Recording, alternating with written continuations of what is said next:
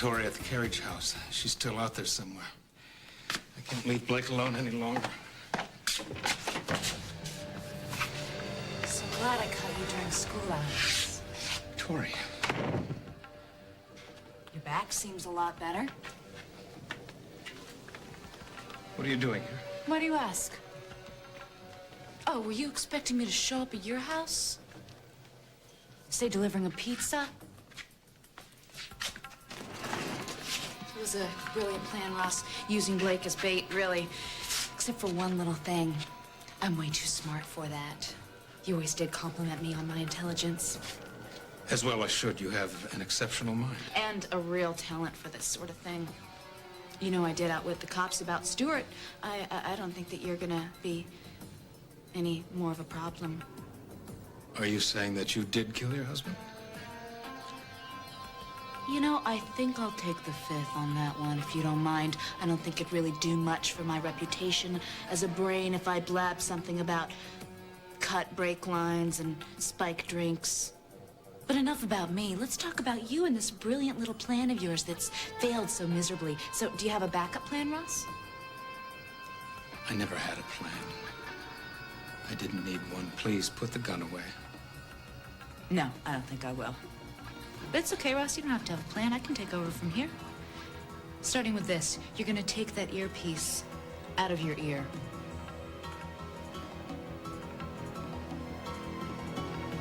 Now throw it on the floor.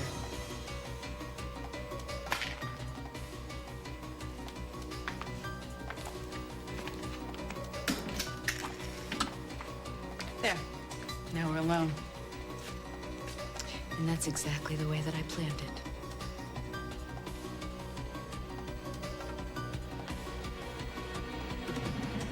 Nobody ordered a pizza from this house. Who sent you? How do I know? I don't take the... Oh my God.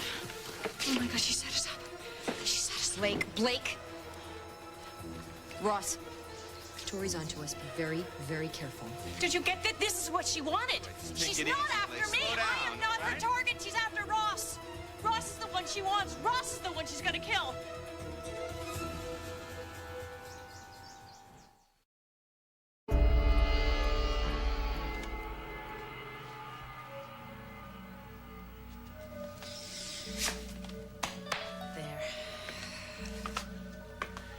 You know, this room holds so many memories for me. Like my first day of school. I was sitting right here. You were behind that podium. Of course, your mouth wasn't taped shut then. And you were incredible, Russ. So intelligent, so sincere. You made the sheer drama of the law just spring to life. Ladies and gentlemen of the jury, I would like to present my case for the prosecution. Because that's definitely what I am. And I intend to prove, beyond a shadow of a doubt, that the defendant is nothing more than a lying, weak-willed, pathetic excuse for a man who is guilty of the most craven acts of deceit. Moreover, that he deserves no mercy. In fact, he shouldn't even be allowed to live. How is that for an opening argument? But let's get to the meat of the case. The accused and the student that he victimized met 9 months ago in this very room. The student was a young, naive, trusting young woman in love with the very ideas of mastering the law. And this predatory professor used that to his advantage, turning her loftiest dreams and goals into mere foreplay for his sexual conquest. Oh, not that he wasn't a brilliant teacher, ladies and gentlemen. He was, in fact, so inspiring that the student jumped at the chance to become his assistant and learn even more at the hands of this master. At one point, it seemed that her life couldn't get any better. And she, in turn, enriched his. She brought a new passion into his life. She made him a better man. Because she loved him.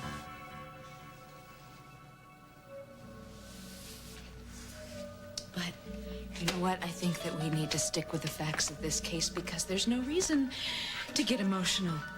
At one point, I was prepared to leave town and you followed me to the airport and begged me to stay, correct? And then you made love to me. In this very room.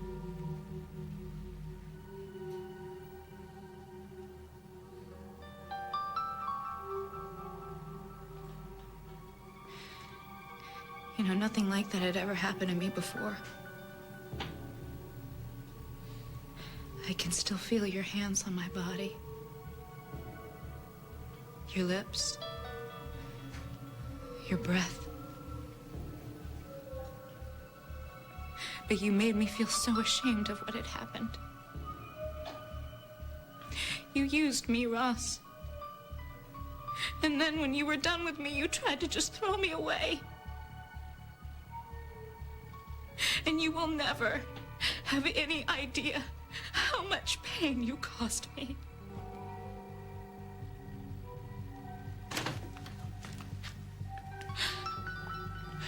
But that is why there is justice and punishment. You should be proud of me, Ross. I've graduated. From mousy little law student to awestruck clerk and now to judge. And executioner. But don't you worry, Ross. I know the law. You're gonna have your chance to have your say. But it better be good because if it's not, I'll sentence you to death right now.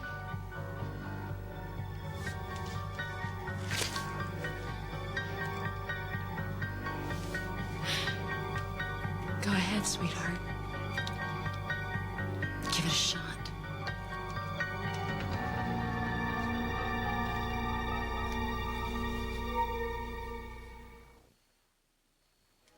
My case is as simple as my love for you, but if that's not good enough, then so be it.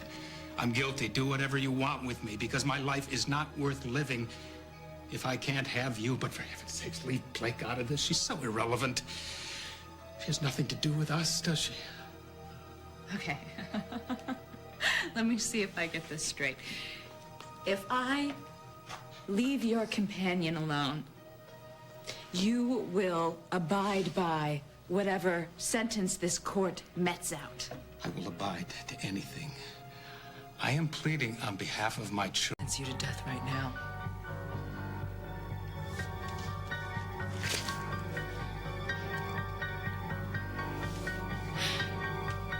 Go ahead, sweetheart.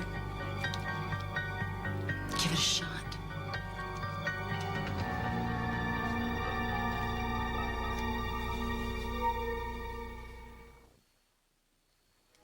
My case is as simple as my love for you, but if that's not good enough, then so be it. I'm guilty. Do whatever you want with me, because my life is not worth living if I can't have you. But for heaven's sakes, leave Blake out of this. She's so irrelevant. She has nothing to do with us, does she? Okay. Let me see if I get this straight. If I leave your companion, will abide by whatever sentence this court mets out. I will abide to anything. I am pleading on behalf of my children. They need at least one parent. Good argument, Ross. But really not your best, I have to say. I think that we're ready for our verdict. And I do hereby find you guilty, Russ Marler, of abusing a young woman's love and destroying her trust. And I sentence you to death. But not just yet. Because I have a very special death in mind.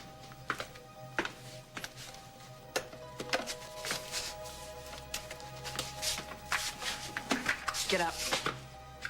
After you, counselor.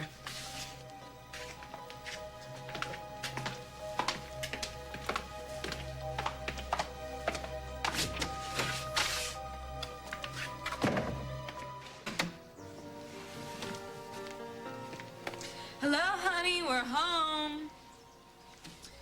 I knew it. No Blake, no police van outside. I am so on top of things. Tori, please stop this.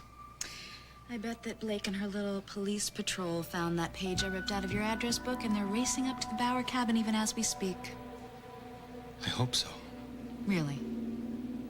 Yes, so we can be alone. That's how it was meant to be. That's how it was meant to be. That's how it was meant to be. You and me, tucked away in our cozy little love nest. Home sweet home. Too bad this is the last you're ever gonna see of it. The condemned man usually, by custom, has the final say. All right, fine. Have it. I admit it. I did abuse your trust. Because I was selfish. Short-sighted. But that doesn't mean I didn't love you. I did then. I do now.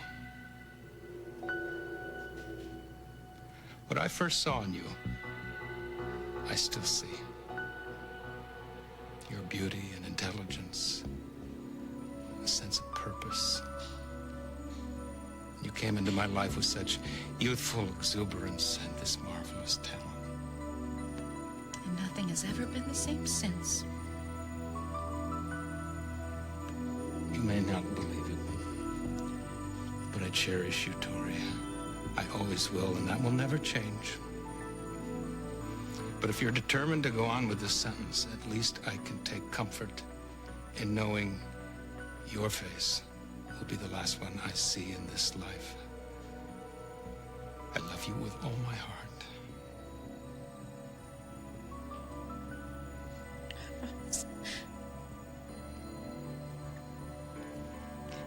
That was beautiful. And such a lie. You always were such a good liar. You know, I think that's what made you a terrific lawyer. It's really too bad you're gonna have to die. Miss Granger, like no man ever has, I love you. Man. They're all the same. They all betray you in the end. Yes, first Stuart. Now you. You'd think I'd get used to it. You really think I would, but I just can't. I did love you, Ross. And I trusted you with my soul.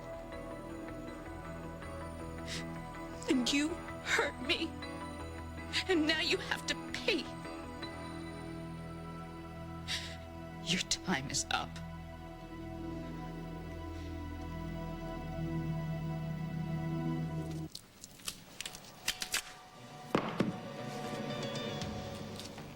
Sorry, Ross, but your so-called feelings for me were making me nauseous. And I wouldn't want to throw up all over your beautiful sofa. You know, I used to love this room. There were so many times that I imagined us here together. This being our home, sweet home. Then, of course, you went and broke my heart. And for that, I just can't forgive you. Well, what's the matter, Ross? You look so tense. Oh, honey, your muscles. You need to relax. Don't you worry, Ross. I'm gonna make sure that you relax. Permanently. Now get up.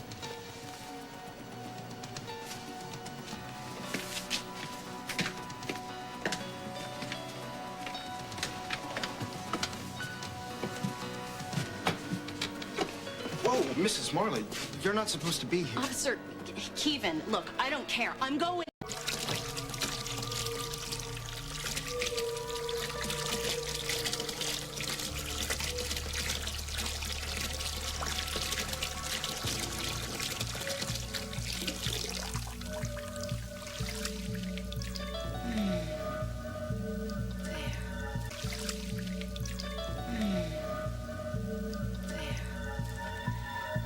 bubble bath's a little over-scented for my taste, but that's Blake for you. Oh, Ross. Don't fight it. Do you remember that shower we shared in San Cristobal? It was wonderful. Well, it would have been wonderful if you wouldn't have been so concerned about Blake showing up. But we don't have to worry about any interruptions now. Do you want candles? Music? I know. I've got something much better.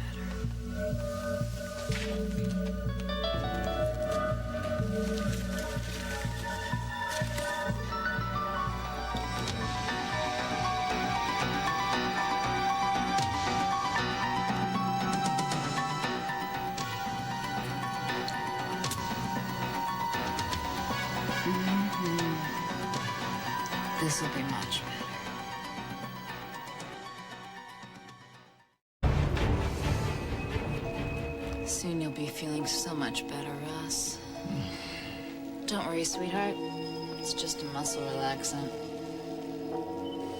Which means that whether you like it or not, you will be relaxing very soon. Unfortunately, it also means that you literally won't be able to keep your head above water. So, while we're waiting, I think that you could use a little entertainment. And I will be more than happy to provide that for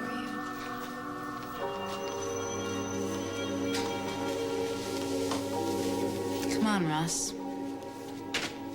I want you to get a good look at what you could have had and gave up.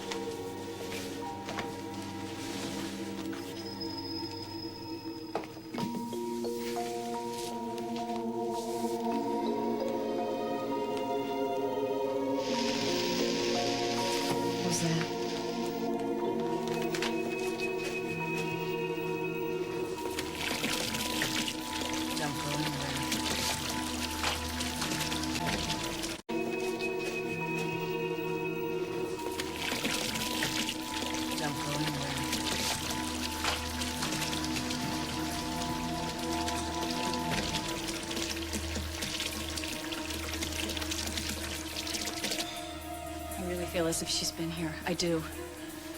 I'll check the perimeter. Okay, you do that. I'm gonna stay here in case Ross calls.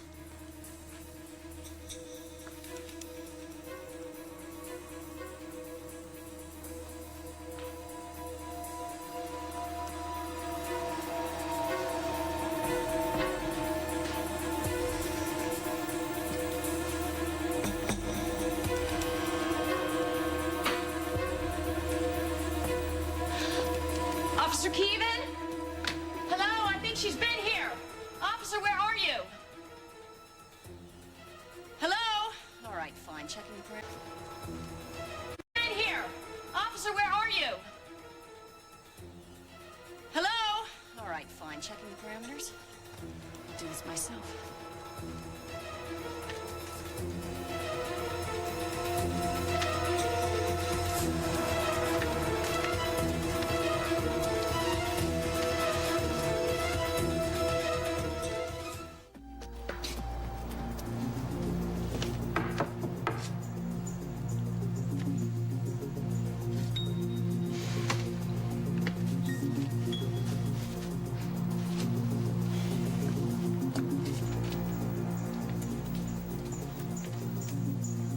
Excuse me, officer? Could you help me? I lost the soap. So?